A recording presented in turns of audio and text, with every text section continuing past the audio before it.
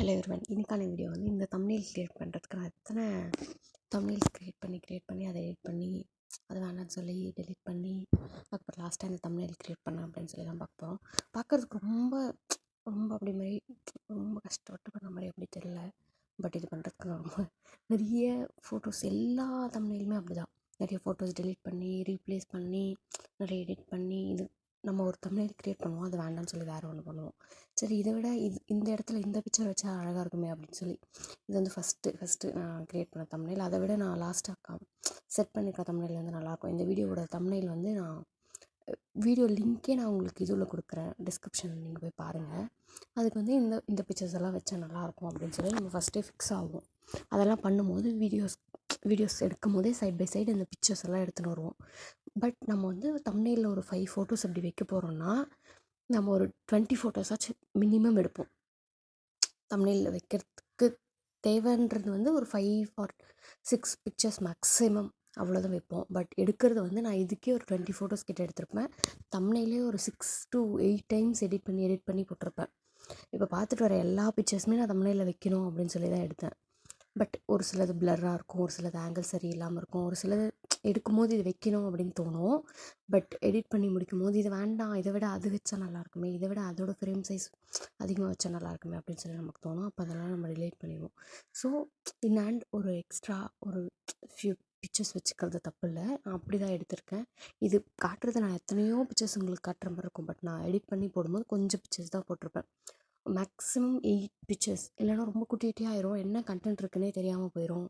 அந்த மாதிரி மேக்ஸிமமாக 5 to 8 தான் வைப்பாங்க. நானும் அவ்வளோதான் வச்சுருக்கேன் இது வரை. பட் எடுக்கும்போது ஒரு 20 பிக்சர்ஸ் அப்படி எடுப்போம். ஏன்னா ஒன்றுத்தையே டபுள் காப்பி எடுத்திருப்போம். ஒரு சிலது பிளர்ராக வரும், ஒரு சிலது நல்லா வராது. அந்த மாதிரி நிறைய ப்ராப்ளம்ஸ் வரும். ஸோ எடுக்கும்போது நிறைய எடுத்துக்கணும். அண்ட் எடிட் பண்ணும்போது நம்ம நிறைய வேண்டாம் தூக்கி போடுவோம். இதெல்லாம் நான் வந்து ஃபஸ்ட்டாக எடிட் பண்ணது. இதை விட லாஸ்ட்டாக எடிட் பண்ணது கொஞ்சம் பெட்டராக இருக்கும். நீங்களே பாருங்கள். இது பாருங்கள், ஃபஸ்ட்டு இப்படி வச்சா நல்லாயிருக்கும் அப்படின்னு சொல்லி இதை நம்ம எடுத்து வச்சுருவோம். சரி, தம்ப்நெயிலாக செட் பண்ணலான்னு போது இதில் ஏதோ மிஸ் ஆகுது, இது வேண்டாம், ரொம்ப டல்லாக இருக்க மாதிரி இருக்குது, இது ரொம்ப நிறைய எலமெண்ட்ஸ் இருக்க மாதிரி இருக்குது, இப்படி இருக்குது அப்படி இருக்குன்னு சொல்லி நமக்கு ஏதாச்சும் தோணிகிட்டே இருக்கும். இதெல்லாம் பாருங்கள், கொஞ்சம் டல்லாக இருக்கிற மாதிரி இருக்கும். நான் இதை ஃபஸ்ட் எடிட் பண்ணும்போது ஓகே இது அப்படின்னு சொல்லி தான் நினச்சி எடிட் பண்ணேன். பட் பாருங்கள், லைட்டாக தான் டிஃப்ரென்ஸ் இருக்கும். ஒவ்வொரு ஃப்ரேமும் காட்டும்போது உங்களுக்கு அதுலேருந்து லைட்டாக தான் டிஃப்ரென்ஸ் இருக்கும். பட் அது பார்க்குறதுக்கே ஒரு மாதிரி அன்அட்ராக்டிவாக ஆக்கிரும் இதை. இது பாருங்கள், எடிட் பண்ணிவிட்டு அதுக்கப்புறம் ஃபில்டர் போட்டிருக்கேன். அதுக்கப்புறம் கொஞ்சம் எலமெண்ட்ஸ் தான் சேஞ்ச் பண்ணியிருப்பேன். இது என்னமோ கொஞ்சம் அழகாக காட்டுற மாதிரி எனக்குள்ள ஒரு ஃபீல்.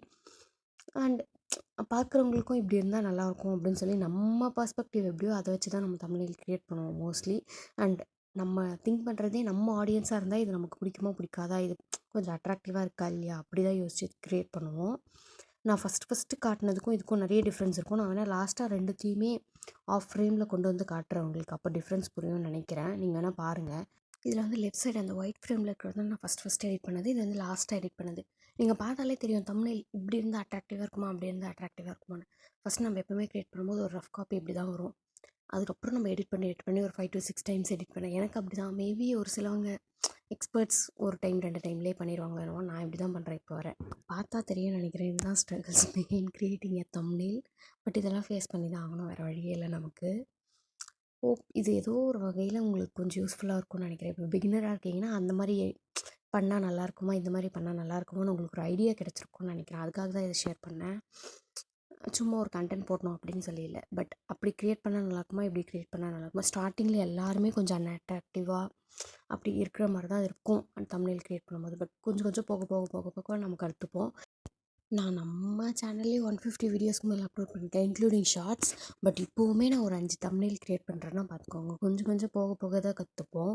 அதுதான் இன்றைக்கான வீடியோ. இன்னொரு இன்ட்ரெஸ்டிங் வீடியோவில் உங்களை மீட் பண்ணுறேன். until then Tata bye, see you soon.